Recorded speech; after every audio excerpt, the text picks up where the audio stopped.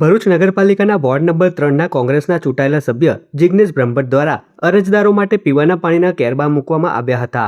નગરપાલિકામાં લગાવવામાં આવેલા વોટર કુલર બંધ હોવા તેમજ આસપાસ ગંદકી હોવાના કારણે લોકોના સ્વાસ્થ્ય સાથે ચેડા થતો હોવાની રજૂઆતો સ્થાનિકો દ્વારા કરવામાં આવી હતી। આ રજૂઆતોના પગલે જિગ્નેશ બ્રહ્મભટ્ટ દ્વારા નગરપાલિકા કચેરી ખાતે પાણીના કેરબા મૂકી ભરૂચ નગરપાલિકાના ચીફ ઓફિસરને લેખિત રજૂઆત પણ કરવામાં આવી હતી। અરજદારોને ગરમીમાં પીવાના શુદ્ધ પાણી માટે હાલાકી ભોગવવી પડી રહી હોવાનો આક્ષેપ કરવામાં આવ્યો હતો।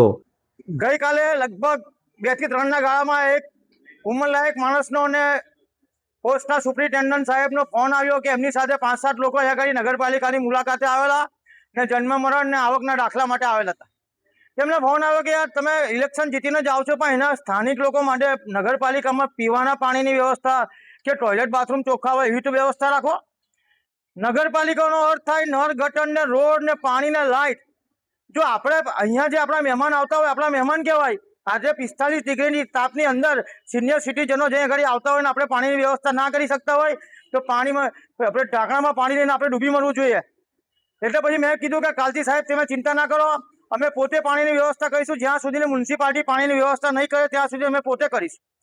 નર્મદા નદીના કિનારે રહીએ છીએ, જે દુનિયાની પવિત્ર નદી છે એવા કિનારે રહીએ છીએ, તો આપણા જ ભરૂચ શહેરની અંદર જો ભરૂચની જનતાને પાણી પીવા ના મળે તે રીતે આપણે કેવી કમનસીબી કહેવાય। તમે પાણીનું મશીન જોઈ શકો છો, પાણીનું મશીન અત્યારે ચાલુ હાલતમાં નથી અને આ લગભગ મારી ધ્યાન પ્રમાણે કોઈ ડોનેટ આપેલું મશીન છે। જો એને આપણે સાચવી શકતા ના હોય, એને રાખી શકતા ના હોય તો આપણે ઢાંકણીમાં પાણી લઈને ડૂબી મરવું જોઈએ।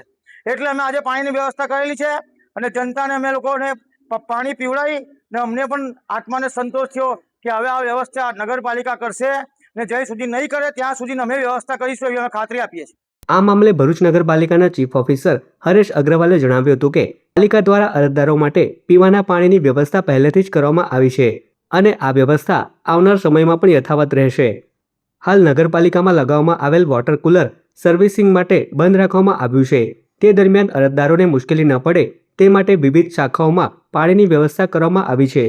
ભરૂચ નગરપાલિકા દ્વારા જન્મ મરણ શાખા તેમજ આવકના દાખલામાં જે કોઈ અરજદારો આવે છે એના માટે આજરોજ જે છે ઠંડા પાણીના કેરબાની વ્યવસ્થા કરેલ જ છે। નગરપાલિકાનું કુલર અને આરઓ એ સર્વિસમાં આજે અમે કરાવડાવી અને એનો પણ ચાલુ કરીએ છીએ અને અરજદારોને કોઈ તકલીફ ના પડે માટે નગરપાલિકાએ ઠંડા પાણીની વ્યવસ્થા કરી છે અને કરશે।